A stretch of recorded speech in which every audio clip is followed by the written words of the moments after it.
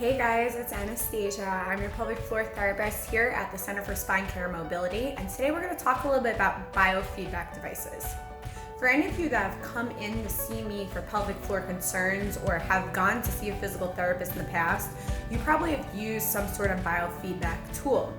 In my blog, I detail some different types of tools that we can use here in the clinic, but today I'm going to have time to go over just one in particular. This is the one that we have sampled here in the clinic called the KGoal. The KGoal is one of our biofeedback devices that you can use at home. It connects to an app and it has a whole bunch of games and sequences that you can practice your KGoals and practice your muscle endurance as well as your strength, all in the comfort of your own home. So why is this important? Because when we come here to do exercise, we use physical therapy to help determine what muscles are being used, which ones are weak, where are you weak, how long you can hold your contractions for.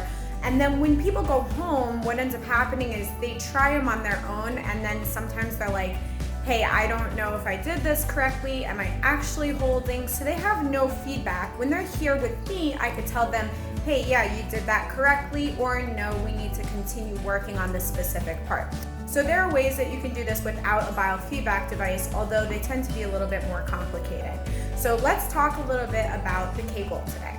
I'm gonna take it out of its package, but just to show you first, this is what it came in. So I'm gonna turn the camera around and we're gonna do a little review of the KGoal. Okay, so this is the KGoal. It was given to us here at the clinic to use as part of our biofeedback device training. And I really like it. It has a couple of things that make it a really great device. There are definitely pros and cons of each of these devices, but this one's pretty cool. So I'm gonna take it out of the case here. So this case pops off. Hold on, pops off. And the KGoal sits on top. Like so. So it's hard to do this all with one hand, but you get the idea. So as you can see, KGoal is pretty hefty in size, and definitely one of the bigger biofeedback devices that I have in comparison to the other ones that we use. What's nice about this one though is you can see, so just so you can see it in my hands here, you get the idea. That's pretty big, right? And it's not just big side to side, but we're looking up and down as well. Sorry, my camera's going in and out of focus for some reason, but you get the idea here. And it's got this piece here goes in the front. This pillow pack here is what is going to be inserted, and I'll talk a little bit about all these features in just a second. So the first things first, in order to turn it on, you got this button in the front. You hold the button here and that lights up like that, right? And so that shows you it's on. It's kind of colorful looking. I don't know if I could see it. You can't really see it, but it's kind of a rainbow color. That just shows that it's on. So if I wanted to now use the KGoal without using the app that's attached to, I could just squeeze it, right? And so what's cool about this one is if I just squeeze it, it gives me a little vibration. So it has that feedback device already built into it, right? Now, the thing here that can be complicated with this device is that the top of it is made of like a plastic up at the top here, right? So it's made of like a plastic. So for some of my patients that have a difficulty tolerating something this wide or, that big at the top, this may not be the best device for you. But what I like about it is you can use it and it vibrates just like that. I know you can't really see it, but I'm squeezing it. It's giving me vibration back. So I know that I'm squeezing my pelvic floor muscles when I'm using it. The way that this would work, right? You're inserting this way. So that piece would be sitting on the outside. And so it would look kind of something like that if you're using it, on yourself. And that piece just hangs on the outside. So you can see, is it on, is it off? There's the button right there to turn it on and off. And that's pretty much it. Now, let's talk about this button on the bottom. So I'm going to turn this off for a second because this is going to be a little nuts. So you just kind of like hold it and it turns off. Good. So this button at the bottom here is actually pretty cool. I'm going to see if I can do this with one hand because it's kind of hard to do. Nope, I'm going to need to do two hands. All right, give me 1 second, guys. So I'm going to squeeze the KGoal while I'm pushing that button. And you can see the whole thing collapses down on itself. Again, sorry about the out of focus, but you get the idea here. So if this is too difficult to have that width, as part of your biofeedback device, you can make it smaller for yourself, which will make it a little bit more comfortable. Cons about this device is I had some difficulty. I have a Samsung phone. I do not have an iPhone. I know we have our preferences here. All right.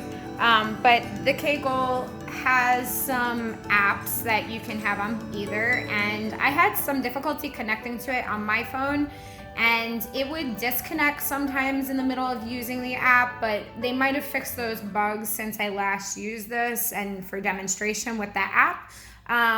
But aside of that, I think it's pretty well rounded as far as a biofeedback device goes.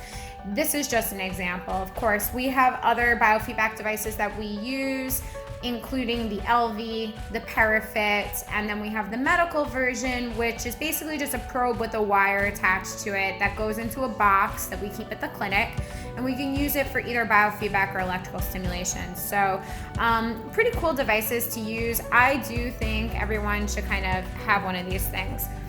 So I think that this is a really great tool for a lot of people to use. This is a great device to take home with you so you can get confident with doing your pelvic floor muscle contractions on your own. You know whether or not you're doing them properly. Now, one big piece that I have to say here is that sometimes my patients go home and then they have this thing where they're using their biofeedback device, and when they're doing their KegGoals, it pushes out, right? And so to me, that's saying you're not doing your KegGoal properly, because what you're not doing is you're not lifting.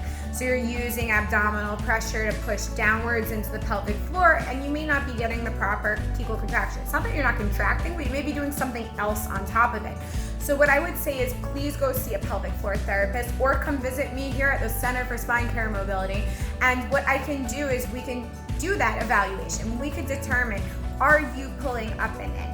Is only half your pelvic floor working? Is the superficial muscles, are they more active? Are they stronger than the deeper ones? Are the deeper ones, do they have trigger points in them or something?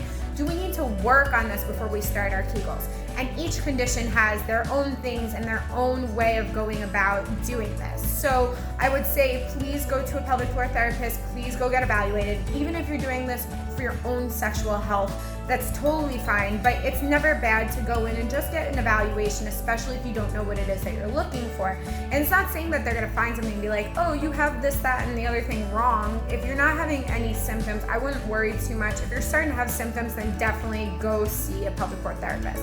What type of symptoms? We're talking pain, discomfort, incontinence, even if it's just a couple of drops, if you're dribbling just a little bit with sneezing, coughing, jumping, running, if you can't make it to the bathroom when you try to go to the bathroom, all these things, I would say go and see a pelvic floor therapist, just get an assessment, just talk to them, see what's going on, and they'll give you some direction of how to go about using these devices on your own.